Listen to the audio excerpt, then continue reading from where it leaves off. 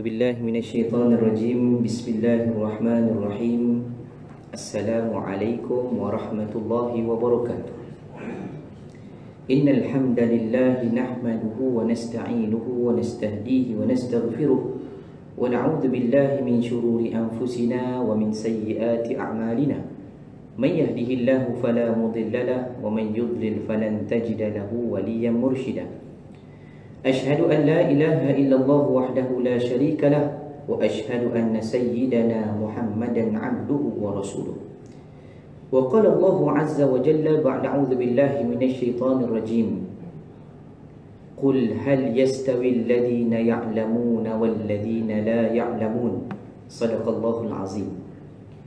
Alhamdulillah, syukur pada Allah Subhanahu wa taala dengan izin dan limpah kurnia daripadanya Rabbul Jalil Allah Azza wa Jalla, kita hari ini dapat sampai berada di satu tempat yang menghimpunkan hati-hati manusia, yang membentuk jiwa kita menjadi hamba yang patuh dan taat kepada Yang Maha Esa.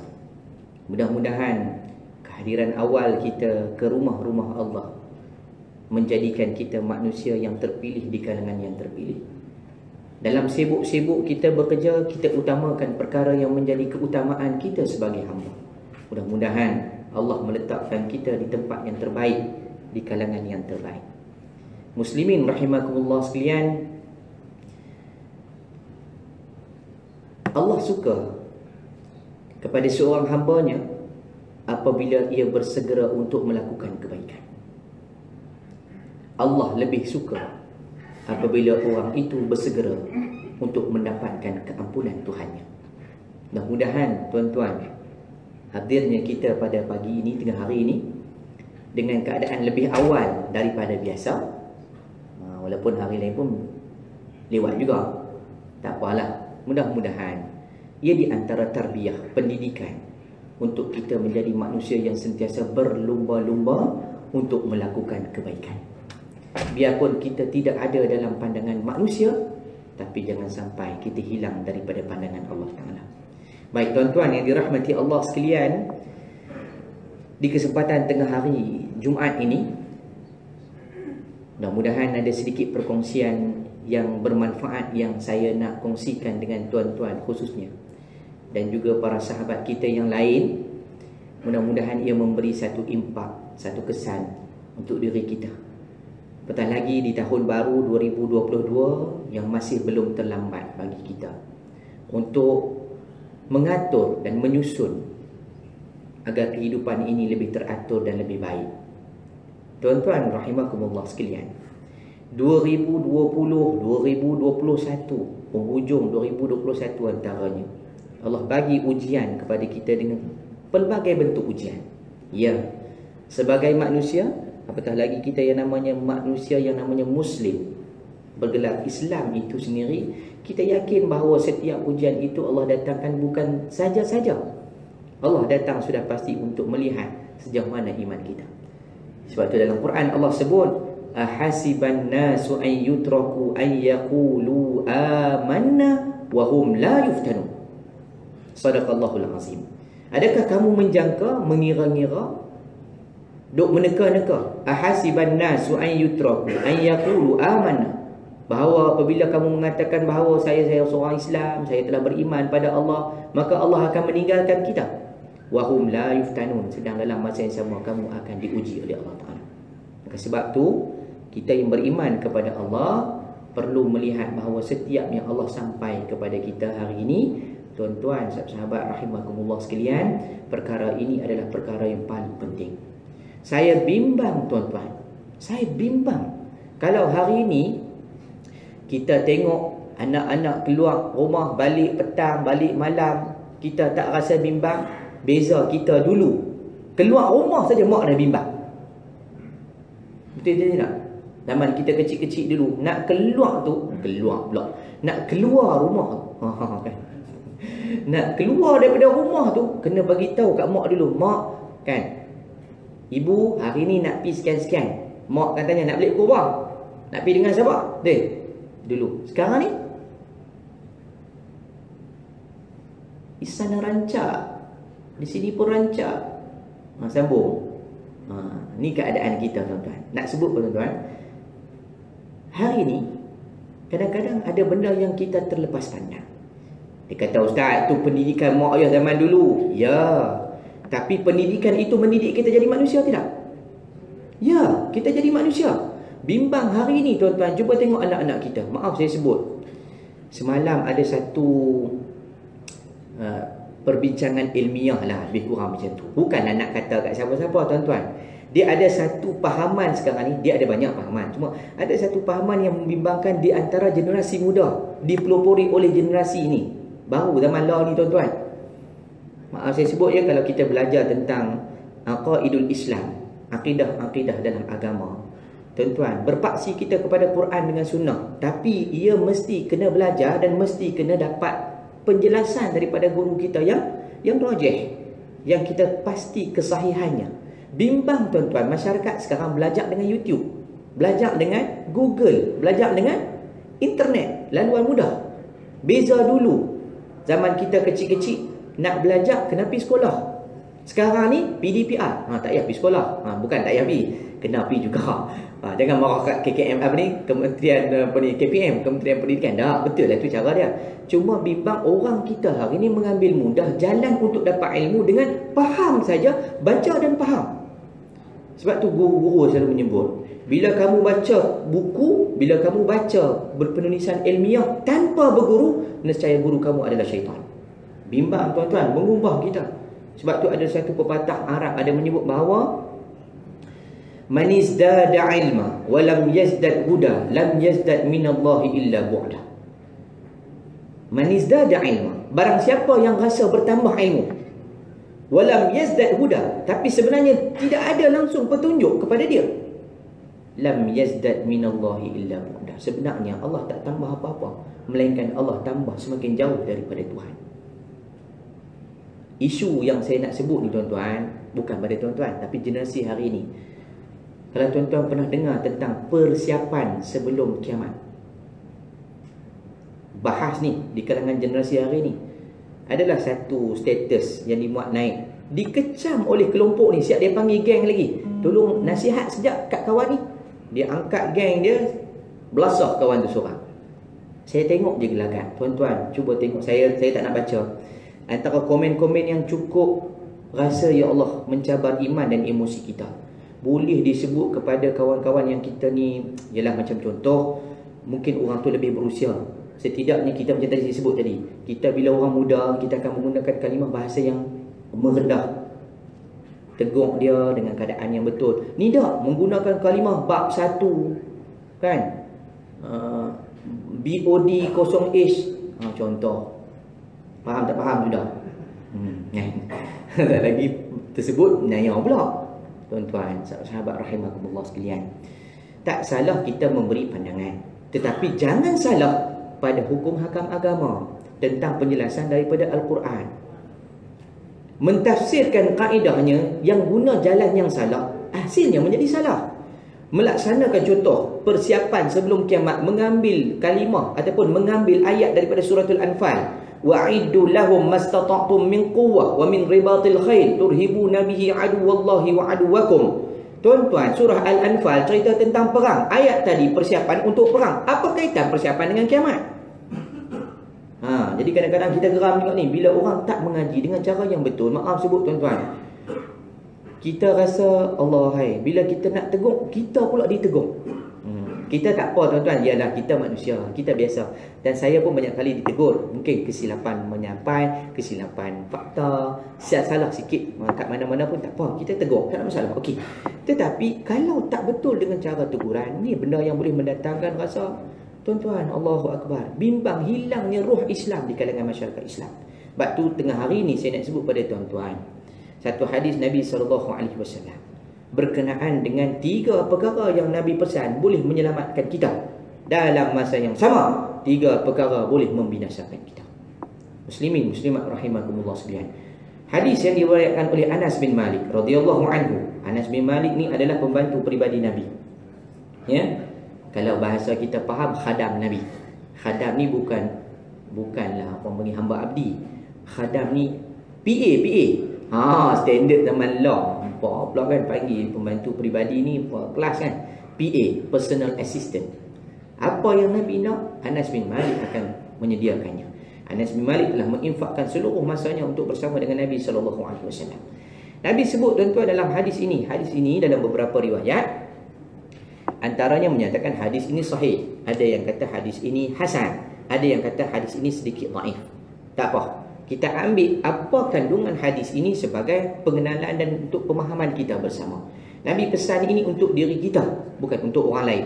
Ya, maka Nabi pesan tuan-tuan sahabat rahimakumullah sekalian, salasun munjiat, 3 perkara yang boleh menyelamatkan kalian. Pertama kata Nabi SAW ialah khasyatullah ta'ala fi sirri wal alaniyah.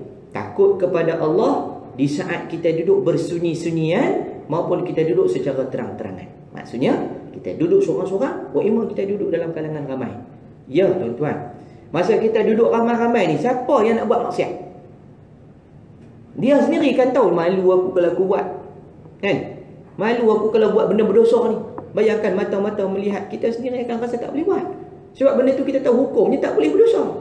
Tapi bila seorang-seorang, inilah menguji iman kita masing-masing. Tepuk dada, tanya iman kita tuan-tuan.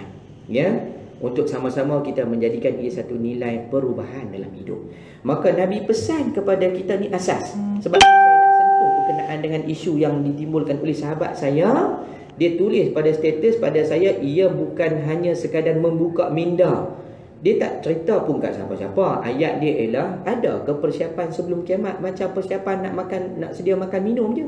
Tiba-tiba orang golongan ni, kalau tuan-tuan pernah dengar perjalanan mimpi apa dah PMYT tu, kan? Tak pernah dengar? Tak pernah dengar. Yang saudari Aisyah tu, yang dia cerita petanda-petanda kiamat ni macam ni, dia dah jumpa dengan ni macam ni, dia jumpa dalam mimpi dia. Tuan-tuan, sahabat rahimakumullah sekalian, Jabatan Agama Islam Selangor dah panggil, dapatkan balik penjelasan dan minta balik tajdid dia punya syahadah. Bimbang, tergugur, keluar daripada pahaman agama. Tuan-tuan, ni bahaya. Bila nama izam ni, pahaman ni bahaya sebab tidak berlandaskan kepada Quran dengan sunnah, boleh tercicir bab akidah. Jangan pandang mudah.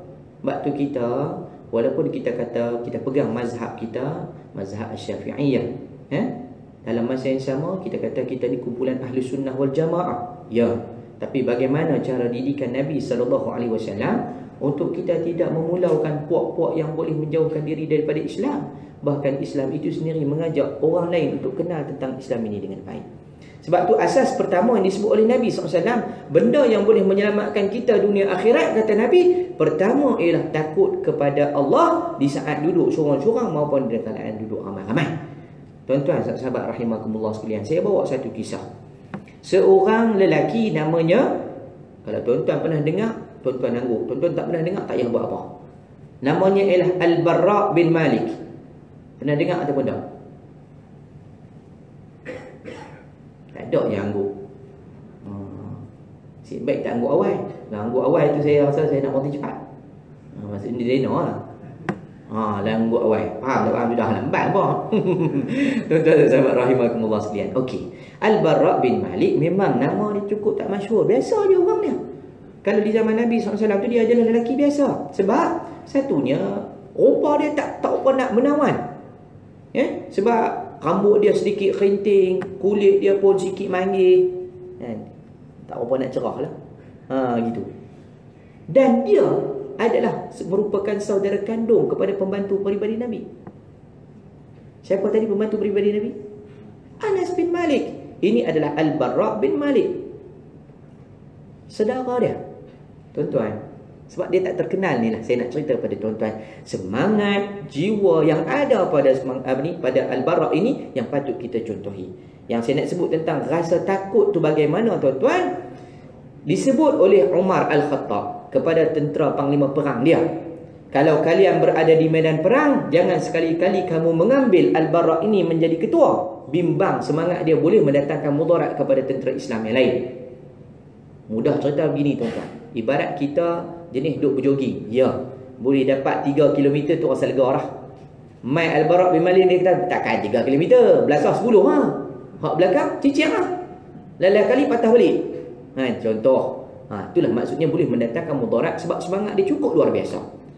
Tuan-tuan, sahabat rahimakumullah sekalian, dalam satu perang, ketika mana Nabi SAW telah wafat, di zaman Nabi dah ada orang ni yang digelar sebagai Nabi palsu. Nah, dengar kan? Siapa nama dia? Dia tengah hari ni tak apa nak ingat tau. Tak kena nasi lagi. Tak apalah. Nama dia Musailamatul Kazzab. Musailamah si penipu ataupun pendusta. Al-Kazzab tu panggilan.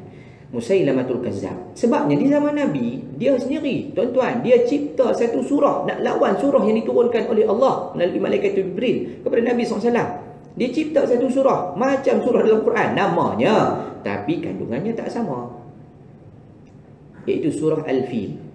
Surah Al-Fil. Kita baca surah Al-Fil mula dengan Alam tara kaifa fa'ala rabbuka bi ashabil fil. Tuan-tuan, mukjizat Quran cukup luar biasa. Cukup luar biasa. Kita nak tengok perbandingan yang Musailamatul Kazzab buat Quran kan tuan-tuan? Ya, begini.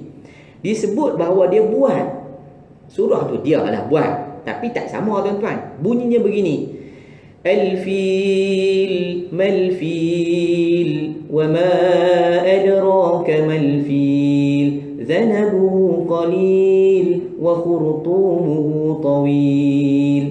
Itu saya baca bagi belagu belah macam Piramli dah kan. Apa naik unta macam tombok-tombok naik unta macam itulah. Baca bagi belagu nampak macam bunyi macam Quran. Tak bukan Quran, tu bahasa Arab tuan-tuan. Okey, apa maksud dia? Al-fil, gajah. Mal-fil, apa itu gajah? Wa ma adraka mal-fil, bagaimana bentuk gajah? Zanabuhu qalil wa khurtumuhu tawil, ekornya pendek, belalainya panjang. Tuan-tuan tengok pun gelap. Itulah dia ayat yang dibuat oleh Musailamatul Kazzab nak umpamakan surah yang dia buat sama macam surah Quran. Tak sama tuan-tuan. Ni zaman Nabi. Nabi wafat, dia masih ada. Cuma kebimbangan kepada orang Islam, dah wujud satu kelompok pengikut yang ramai. Lebih kurang waktu tu dikhabarkan dalam riwayat hampir 20,000 orang. Bayang tuan-tuan, ni saya dah sebut macam pok tadi ni. Dia kerana kita teguk satu je fahaman. Betul, kita perlu buat persiapan untuk bawa bekalan kita bertemu Allah. Tapi mana ada persiapan sebelum kiamat? Ada buat persiapan? Bawa makanan siap-siap sikit, bawa ada? Tak ada. Persiapannya amal ibadat. Kena faham. Kan? Macam kita nak mendempuh ni, contoh daripada kata apa? Semalam 5,000 kan. Lepas ni nak PKP pula. Bersedia? Macam tak mau je. Kan nak balik raya Cina cepat. Nak tarik raya puasa mai ke raya Cina. Tak boleh ha. Tak puasa lagi. Gurau je tuan-tuan. Baik.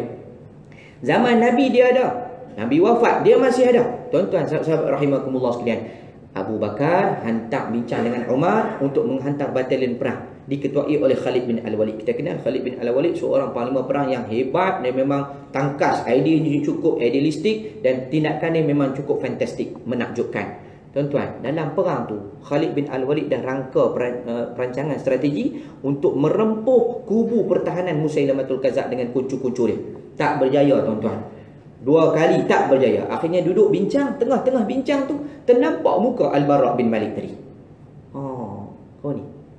Maka Khalid kata, wahai Al-Bara', hang join sekali. Sama-sama tu tuan-tuan, Al-Bara' ambil pedang, hunus ke atas, mengeluarkan satu kata-kata semangat kepada sahabat-sahabat dia. Wahai kaumku, yakni Al-Ansar, hari ini sudah tidak ada Madinah bagi kamu. Hari ini yang ada hanyalah kemenangan maupun syahid di jalan Tuhan.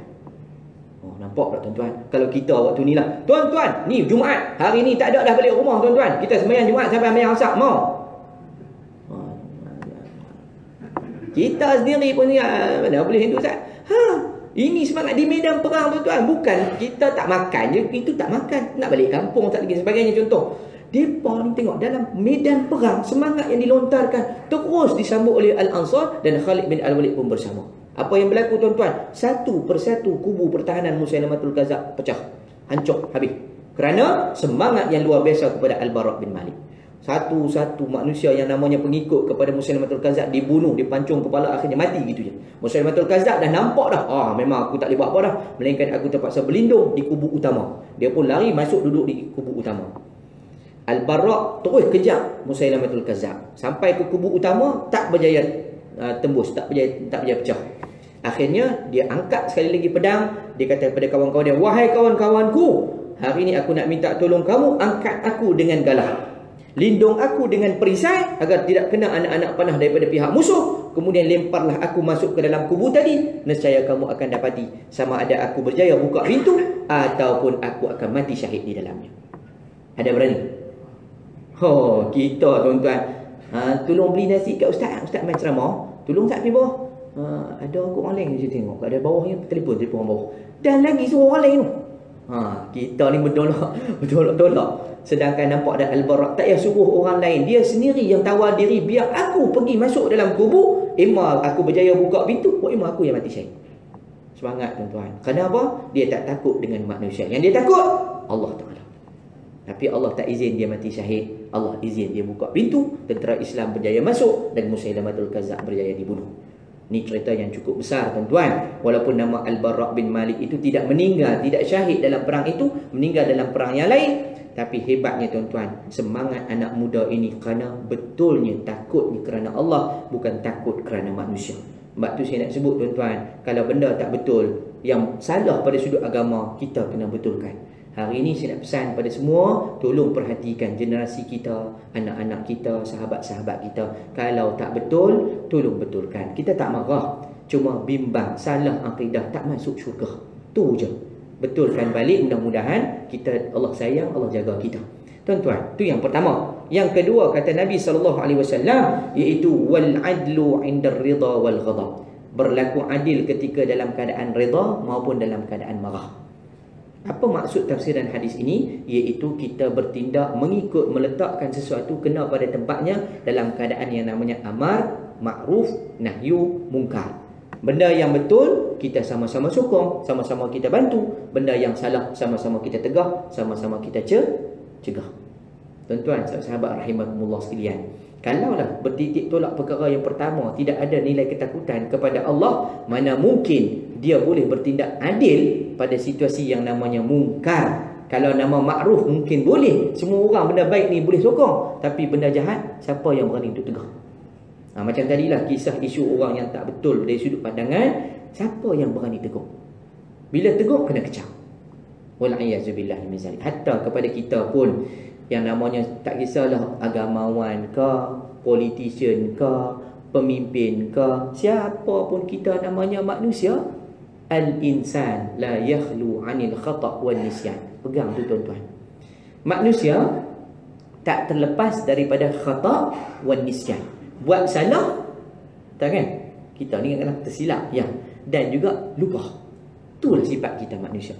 Sebab tu penting untuk kita saling memperingati. Dan orang yang menerima peringatan itu adalah orang yang namanya Muslim yang mukmin. Kata Allah, wa dzakir fa inna dzikra tanfa'ul mu'minin. Berilah peringatan. Mudah-mudahan dengan peringatan memberi manfaat untuk orang yang beriman. Mudah-mudahan orang yang terima peringatan itu dengan hati yang terbuka, bukan nak blame orang, bukan nak jatuhkan orang, bukan nak marah orang, bukan nak macam-macam kena orang, tapi mengambil ia sebagai satu kesedaran. Kalau benda itu adalah benda yang baik dan betul, maka sebaiknya ia adalah perubahan yang perlu dia ubah untuk dirinya sendiri. Tuan-tuan, yang ketiga kata Nabi SAW, iaitu wal qasdu fil 'indal faqri wal ghina. Berjimat cermat ketika dalam keadaan fakir, miskin ataupun dalam keadaan kaya. Ini di antara bentuk nasihat untuk kita selamat dunia dan akhirat. Tuan-tuan, sebelum PKP, boleh dikatakan tiap-tiap tahun kita dalam otak kita nak pergi jalan-jalan, kan? Nak sambut anniversary, nak pergi mana lagi? Macam-macam. Ya, tiba-tiba PKP main, habis semua tak boleh buat. Betul? Lepas tu mula dah rancang, kita nak kena pergi buat juga ni macam mana ni. Tak boleh lagi. Ya tuan-tuan, ini benda yang Allah nak ajak pada kita. Dengan sabda Nabi tadi ialah kita kena berjimat cermat, terutamanya bila dalam keadaan kita miskin. Masa kita kaya tuan-tuan, sahabat-sahabat rahimakumullah sekalian, ya, kita boleh gunakan macam semalam ke 2 malam semalam yang kita dapat gaji. Tuan-tuan tak pagi. Macam blur Ustaz kan. Kalau CNY ni dapat bonus lagi kan tuan-tuan kan. Contoh, dapat tu terus kita punya spend masa, spend apa ni, ialah untuk kita beli kat anak-anak dan isteri kita. Ya, tak apa. Tapi tuan-tuan, pesan Nabi untuk kita berjimat cermat ketika dalam keadaan miskin maupun kaya. Bimbang di saat kita Allah uji, jatuhnya kita, hilangnya pekerjaan untuk kita, ataupun apa-apa yang membuatkan kita rasa Allah terputus sedikit sumber rezeki pada kita. Saat tu kita akan rasa mengeluh, putus asa, dan akhirnya kita tak akan terima ia sebagai satu ujian daripada Allah Ta'ala. Sedang berapa banyak nikmat yang Allah bagi di saat kita senang, masa disusah. Tuan-tuan nampak? Sebab tu saya kata, cuba tengok orang hidup dalam keadaan serba-serbi, tak berapa cukup. Bukan susah, tak berapa cukup. Hidup ni kita nampak susah, tapi dia sentiasa bahagia. Beza dengan kita ni yang nampak bahagia, tapi kena sekali susah, selama-lamanya kita akan susah. Nampak tak tuan-tuan? Sebab orang yang biasa hidup susah, dia akan rasa bahagia dengan nikmat yang dah ada pada dia. Kurang pun banyak tu cukup, lebih lah alhamdulillah, orang yang biasa-biasa. Tapi orang yang cukup luar biasa ni, maksudnya masa dia kena bagi lebih, tiba-tiba hari tu dapat kurang, dia akan mengeluh. Sebab itulah orang yang berjaya ialah orang yang sentiasa bersyukur dengan nikmat Tuhan. Tuan-tuan, mudah-mudahan kita mengambil peluang ni saat kita berada hari Jumaat ni, hari yang Allah Ta'ala buka pada kita ruang untuk terima doa setiap hamba. Memanglah tiap masa lain pun ada, tapi di antara kelebihan Jumaat, ada saya tulis dalam saya punya Facebook saya, kelebihan hari Jumaat ni tuan-tuan macam-macam. Salah satunya ada waktu yang Allah mustajab doa. Antara waktu yang paling mustajab doa ni waktu kita nak sembahyang. Ni waktu yang antara waktu mustajab doa. Start daripada Tok Imam nak naik ke mimbar, ada khilaf, ada 4 pandangan daripada riwayat hadis Nabi SAW. Apapun boleh 4 tu. Daripada Tok Khatib nak naik mimbar sampailah lewat petang sebelum matahari tenggelam. Waktunya panjang. Cuba tuan-tuan tengok balik praktikal. Kalau hari yang namanya Yaumul Arafah, sahabat-sahabat yang pernah pergi buat haji akan berasa daripada waktu zuhur gelincir matahari itu, lepas khutbah zuhur tu, khutbah Arafah tu, sampai ke petang kita akan duduk di kawasan lapang, kita akan angkat tangan untuk doa. Praktikalnya rupanya hari Jumaat. Cuma kita ni Tok Imam baca doa, kita ada buat apa? Sengguh. Lagi tengok pamayang ya. Tok Imam baca doa kan, apa qiyau-qiyau, kita buat apa? Dan lagi tengok handset. Dan kita lah, tak apa tuan-tuan. Ada benda yang keutamaan buat. Tapi yang penting ialah mengambil peluang di saat hari Jumaat ini. Maka pesan Nabi yang ketiga ialah kita kena berjimat cermat, sama ada dalam keadaan kita diuji dengan kemiskinan maupun dalam keadaan sedikit kaya. Tuan-tuan, sahabat-sahabat rahimakumullah sekalian, apa 3 benda lagi? Tadi 3 perkara yang kalau kita buat boleh menyelamatkan kita dunia akhirat. Saya ulang kepada tuan-tuan, sahabat-sahabat yang baru saja tiba. Nabi pesan dalam satu hadis 3 perkara yang menyelamatkan kita. Pertama ialah takut kepada Allah di saat kita duduk sorang-sorang maupun kita duduk ramai-ramai. Itu pesan Nabi yang pertama. Yang kedua ialah berlaku adil ketika dalam keadaan redha maupun dalam keadaan marah. Dan yang ketiga kata Nabi SAW ialah berjimat cermat ketika dalam keadaan fakir maupun dalam keadaan kaya. Itu 3 perkara yang boleh menyelamatkan kehidupan kita dunia dan juga akhirat. Sahabat rahimakumullah sekalian, ada lagi 3 perkara yang disebut oleh Nabi SAW, iaitu boleh mendatangkan kebinasaan ataupun kecelakaan. Wasalasun muhlikat. Kata Nabi SAW ada 3 perkara yang boleh mendatangkan kecelakaan. Yang pertama kata Nabi ialah hawa muttaba'un, mengikuti hawa nafsu. Ni benda yang namanya hawa nafsu ni tak payah cerita panjang lah. Masing-masing ada hawa tu kan. Saya tak payah cerita lah, bukan Siti Hawa. Hawa nafsu, masing-masing kita tahu ada keinginan. Kalaulah keinginan itu yang menamakan namanya perkara kebaikan, maka bolehlah kita mengambil dia sebagai satu, mungkin boleh mendatangkan nilai ibadat dan sebagainya. Tapi kalau hawa yang namanya semata-mata untuk mendapatkan kepuasan hati dan diri, bimbang-bimbang boleh mendatangkan kecelakaan kepada diri kita. Maka perlu diingat. Yang kedua kata Nabi SAW ialah wasyuhun muta', orang tua yang kedekut. Orang tua yang kedekut. Mudah-mudahan kita ni tak tua lagi. Ya, umur baru 35. Ustaz Nabi berapa? 27. Dah lagi. Dia tak sedar diri tu. Dia 40 dah tu. Tak apa tuan-tuan. Maksudnya semakin berusia kita ni, semakin bertambah kita ni dah semakin tua. Tuan-tuan, pesan Nabi wasyuhul muta' ni maksudnya ialah jangan sampai umur kita dah cecah ke tua, perangai bakhil tu lagi kedekut. Lagi bertambah, lagi teruk. Tuan-tuan, sebab tu ambil peluang. terutama Jumaat ni, jadilah di antara orang yang ringan tangannya dengan menginfak ataupun menyalurkan duit-duit dan juga harta kita ke arah kebaikan. Saya selalu pesan kepada para isteri, para suami dia suka buat. Saya selalu pesan pada para isteri, tolong bagi tahu pada para suami setiap hari Jumaat pagi-pagi lagi, abang ni nak ambil RM10, abang nanti pergi surau, bawa masuk dalam tong surau. InsyaAllah para suami semua takkan tidur, sebab duk tunggu tabung surau berjalan depan dia. Sebab bukan duit dia. Tapi kalau duit dia rasa susah sikit nak pulang walaupun RM10. Tuan-tuan, sahabat rahimakumullah sekalian, jangan sampai kita rasa harta itu kita yang punya. Ingat tuan-tuan, harta itu siapa yang punya? Ahmad Albab yang punya, kata Pirabi. Mana milik kita, kata Rabbani. Kan? Mana milik kita, tidak ada milik kita. Betul tak? Tak ada pun milik kita, tuan-tuan. Betul, kita ada RM10. Tapi kalau tuan-tuan simpan rasa, RM10 ni bagi kat masjid, tengok surau kita ni kaya-raya, cantik dah ni. Kan? Mereka dah ada peruntukan sendiri ni, tak payah bagi. Tuan-tuan, RM10 kita tak boleh tabung. Tak lagi tiba-tiba nak keluar.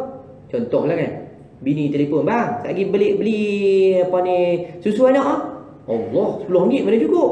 Belilah berapa ringgit pun dulu. Nampak tuan-tuan? Baru nak guna. Kalau kita infak tadi, masuk memang kurang. Pada sisi kita, logik akal dia akan kurang. Ya, tapi di sisi Tuhan ia akan bertambah. Maka yang kedua tuan-tuan, jangan sampai kita jadi orang tua yang kedekut. Yang ketiga kata Nabi SAW ialah wa'ajabul mar'i binafsih. Rasa ujub pada diri sendiri. Wal'iyazubillah min zalik. Sebab tu tuan-tuan, di asasnya benda kita ni manusia. Pesan yang saya pesan tadi, kita jangan rasa kita semua betul.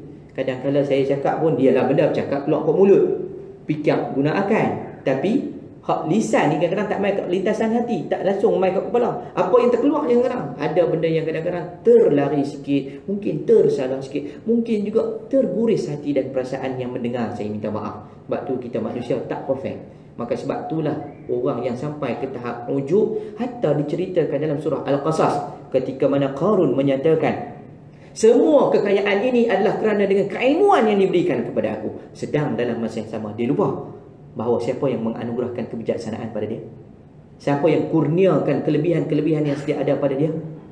Tuan-tuan, sebab tu kita kena ingat, apa yang kita dapat hari ini bukan kerana dengan apa yang kita usaha semata-mata, tapi mungkin berkat doa mak ayah, mungkin dengan keikhlasan guru-guru mengajar kita, mungkin juga isteri kita yang salihah duduk rumah duduk doa, ya Allah berilah keberkatan dekat suamiku. Tuan-tuan, sebab tu janganlah kahwin lagi. Tambah tak apa tuan-tuan. Tak faham sudah. Nampak lelaki saja orang ni sebut. Kan? Tapi live ni, dia pun buat live pula ni. Aduh, nasib baik bini aku tak tengok. Mana ada takut bini. Sayang bini tuan-tuan. Tuan-tuan, sahabat rahimakumullah sekalian. Maka saya rasa cukuplah sekadar tu peringatan tentang 3 perkara yang menyelamatkan kita dan 3 perkara yang boleh mendatangkan kebinasaan dan boleh merosakkan apa yang ada pada diri kita. Tolonglah pesan kepada siapa saja yang kita sayang, terutama sahabat, saudara mara, jiran, tetangga. Jika saya salah, tegur saya tuan-tuan. Benda baik tak salah kita nak betulkan. Cuma yang salah patut sama-sama kita betulkan. Mudah-mudahan tuan-tuan, sahabat rahimakumullah sekalian, ada sesuatu yang baik kita kongsikan pada tengah hari ini.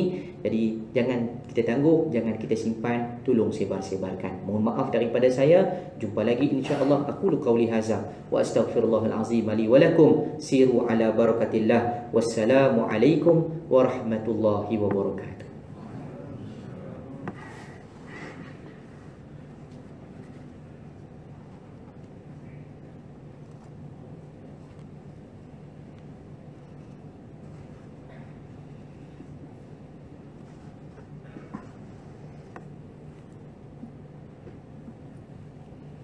Mana dia itu?